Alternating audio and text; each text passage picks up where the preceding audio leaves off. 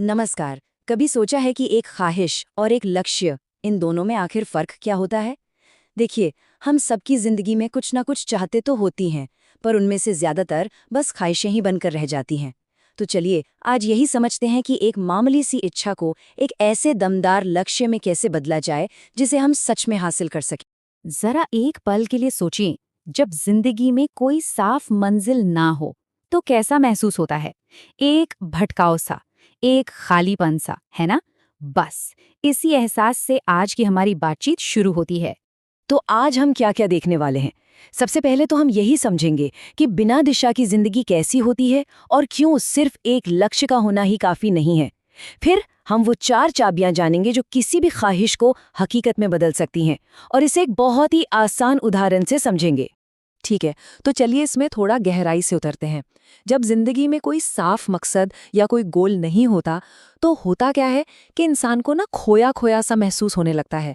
और ये सिर्फ एक एहसास नहीं है, इसके काफी गहरे मनोवैज्ञानिक असर भी होते हैं। तो होता ये है कि जिन लोगों की जिंदगी में कोई तय लक्ष्य नहीं होता, वो अक्सर एक खोई हुई जिंदगी जी रहे होते हैं। यही भटकाव का एहसास धीरे धीरे चिंता और नाखुशी पैदा करने लगता है। और इसकी जड़ में अक्सर बस यही एक सवाल होता है, मैं कौन हूं और मुझे आखिर जाना कहाँ है? अब यहाँ एक और मजेदार बात आती है। कई बार लोगों के पास लक्ष्य तो होते हैं, लेकिन फिर भी वे भटका हुआ महसूस करते हैं। ऐसा क्यों? क्योंकि उन लक्ष्यों को ठीक से बनाया ही नहीं गया होता। चलिए समझते हैं कि ये अस्पष्ट लक्ष्य का जाल आखिर है क्या। देखिए, एक अस्पष्ट लक्ष्य ना असल में बस एक ख्वाहिश ही है, जिसे गोल की शक्ल नहीं दी गई। जैसे कोई कहे, मैं एक अच्छा इंसान बनना चाहता हूँ। अब सुनने में तो ये बहुत अच्छा लगता है ना? पर इसका कोई ठोस मतलब नहीं है। ना कोई प्लान है, ना कोई डेडलाइन, और आप कभी जान ही नहीं सकते कि आप उसकी कितने करीब पहुंचे। और इसी वजह से लगातार एक नाकामी का एहसास होता रहता है। तो अगर अस्पष्ट लक्ष्य एक जाल है, तो फिर इसका हल क्या है? इसका हल है एक ऐसा फ्रेमवर्क जो हमारी ख्वाहिश को एक ठोस, शक्तिशाली लक्ष्य में बदल दे। और इसके लिए 4 जरूरी बातें हैं जो किसी भी अच्छे लक्ष्य की नींव होती हैं। ये हैं वो 4 चाबियां।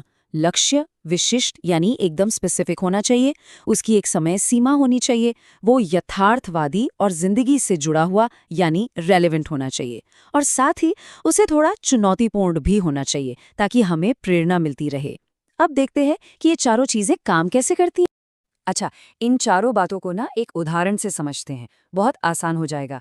मान लीजिए कोई डॉक्टर बनना चाहता है। अब हम देखेंगे कि कैसे इन 4 नियमों को लगाकर इस आम सी इच्छा को एक शक्तिशाली लक्ष्य में बदला जा सकता है। तो सबसे पहली चाबी, लक्ष्य बिल्कुल साफ होना चाहिए। ये कुछ ऐसा है जैसे किसी धुंधले से विचार को एक सटीक निशाने में बदल देना। ये इसलिए जरूरी है क्योंकि जब दिमाग को एक साफ मंजिल दिखती है ना, तो वो उस तक पहुंचने के रास्ते खुद ब खुद तलाशने लगता है। अब देखिए फर्क कितना बड़ा है। मैं एक अच्छा डॉक्टर बनना चाहता हूँ, ये बस एक इच्छा है। लेकिन मैं पाकिस्तान के जाने माने हार्ट स्पेशलिस्ट में से एक बनना चाहता हूँ, ये एक साफ दमदार लक्ष्य है। अब मंजिल पता है। एक बार लक्ष्य साफ हो गया तो दूसरी चाबी है उसे एक समय सीमा देना। डेडलाइन से ना काम टालने की आदत पर रोक लगती है और एक तरह की अर्जेंसी बनती है। ये हमें एक साफ एंड पॉइंट देता है ताकि हमें पता हो कि मंजिल तक पहुंचना कब है। जैसे हमारे डॉक्टर वाले उदाहरण में, अगर वो ये तय कर ले कि मुझे 2035 तक एक टॉप हार्ट स्पेशलिस्ट बनना है, तो ये लक्ष्य अब और भी ज्यादा ठोस हो जाता है। अब ये सिर्फ एक सपना नहीं रहा, ये एक प्रॉपर प्रोजेक्ट बन गया है जिसकी एक डेडलाइन है। हमारी तीसरी चाबी है कि लक्ष्य यथार्थवादी हो। मतलब क्या ये सच में हो सकता है? ऐसा लक्ष्य बनाने का कोई फायदा नहीं जिसे हासिल ही न किया जा सके। इससे हमारी दिलचस्पी, हमारे हुनर और हमारी असलियत से जुड़ा होना चाहिए, तभी हम उस पर टिके रह पाएंगे। तो डॉक्टर के केस में देखते हैं, क्या ये रियलिस्टिक है?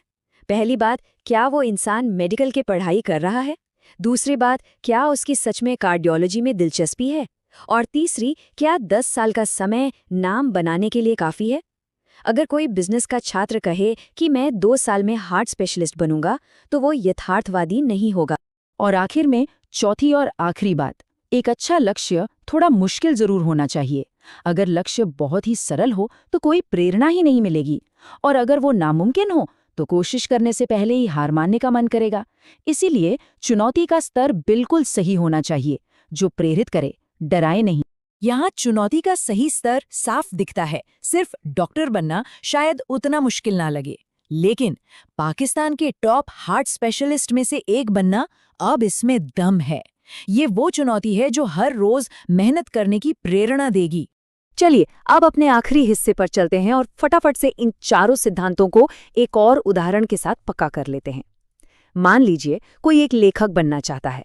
देखते हैं कि इन 4 चाबियों को इस इच्छा पर कैसे लागू किया जा सकता है।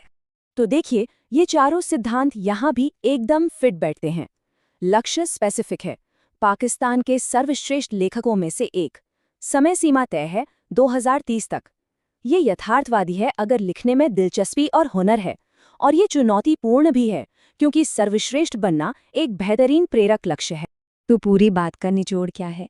बस इतना सा कि एक ख्वाहिश तभी एक लक्ष्य बनती है जब हम उसे एक ढांचा देते हैं, एक शक्ल देते हैं। ये एक सपने को एक प्रॉपर प्लान में बदलने जैसा है। तो अब सवाल ये उठता है कि ऐसी कौन सी ख्वाहिश है जिसे आज एक ठोस, शक्तिशाली और हासिल किए जा सकने वाले लक्ष्य में बदलने का इरादा है? इन 4 चाबियों का इस्तेमाल करके अपनी यात्रा शुरू की जा सकती है।